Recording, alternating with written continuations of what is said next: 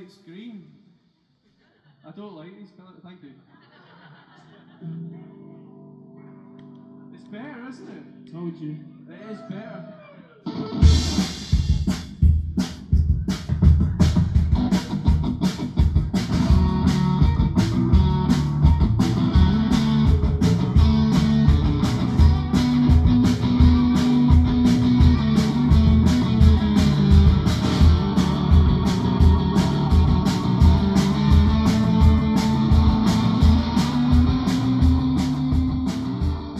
There's a thing called Catholic guilt. There's like so many incidences in my life where I've like done something or not done something because of my Catholic upbringing that I just, like, when I think back, it's quite funny. And also the name really offends my mum. If your name freaks your mum out, then you should probably name your rock band that name. You know, it is a rock band after all, I think. But no, I'm not, I don't consider myself religious.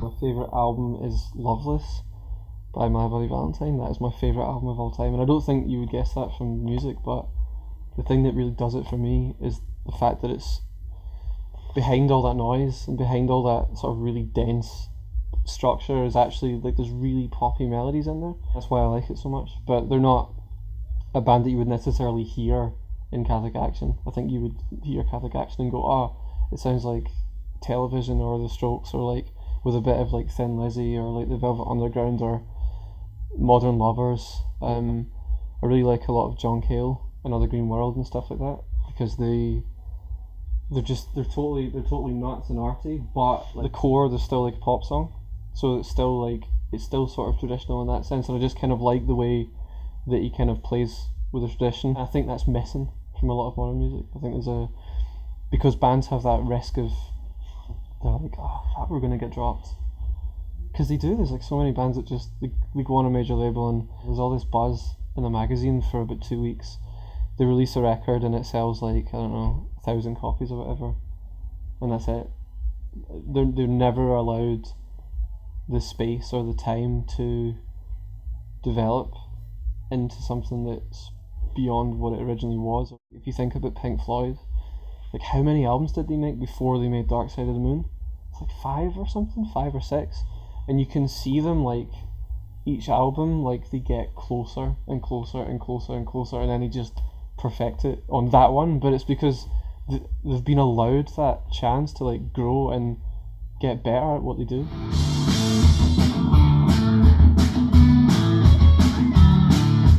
There's a reason why people don't buy guitar records, is because largely they're really boring. I think Parquet Courts are amazing, right? I think they're a really good band and I love listening to them, but it's not in any way progressive or offering anything new, whereas like you listen to like a Kendrick Lamar record and it's nuts. It's like so progressive and so new, and I think maybe guitar bands are they're too nostalgic. You just like pick a genre from the 60s or 70s and go, let's copy that, let's totally nail that, and maybe just add a little something.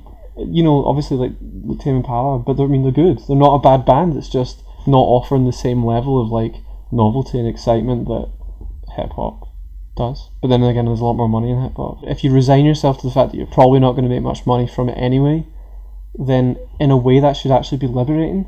And if you can spend enough time getting good enough and creative enough and exploring your ideas enough, which is really hard obviously if most people are trying to balance a job and all that at the same time, I think eventually what will happen is there'll be more interesting records.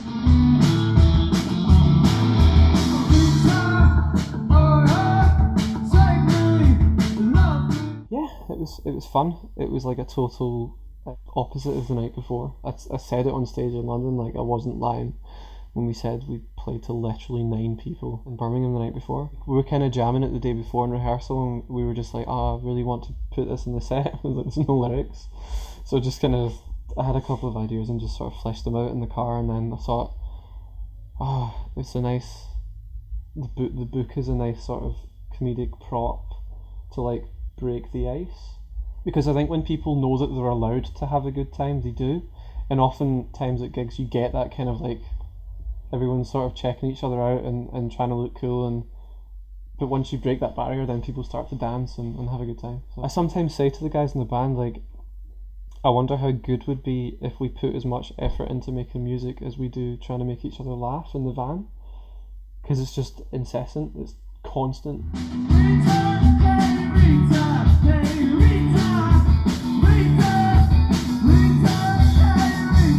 The crowds in Glasgow they pay their own rents.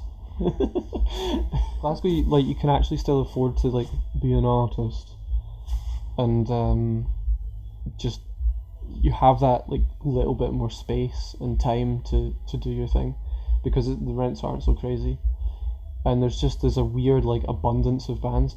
Honestly, like if I go out and you go to a party and you meet people, it's kind of weird to meet someone that's not in a band.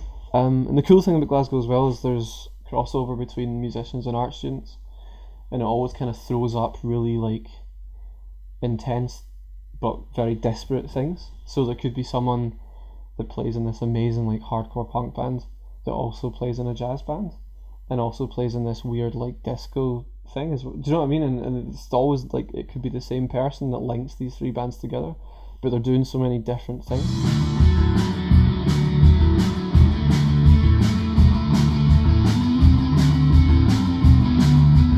We were lucky enough to support Franz Ferdinand and Sparks, and they played the Barrowlands in Glasgow, and that's like the venue to play. It was just, Sparks were my sort of favourite band at the time as well, so it was nice to sort of stand at the side of the stage and watch them play in this like legendary venue.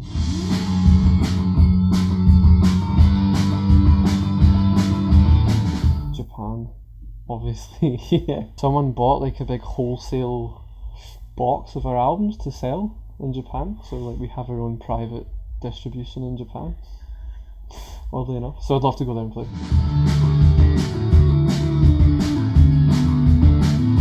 It's so much better, it's more exciting, it's more like what we want to do, it just feels more natural and it's expanded, and I would definitely like listen to it and really like,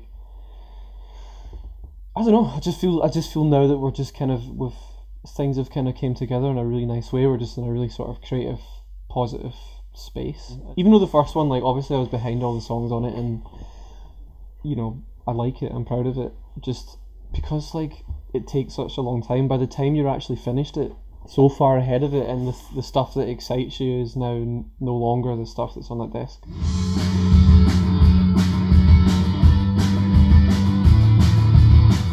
I've seen Sonic Youth in 2009, and it was like their last tour they did as a band, and I see them in New York. That was amazing, because they're one of my favourite bands of all time, and it was just kind of cool it was a really good gig. It was in this huge like really ornate theatre, and it was just like a sort of them just having fun with it on stage.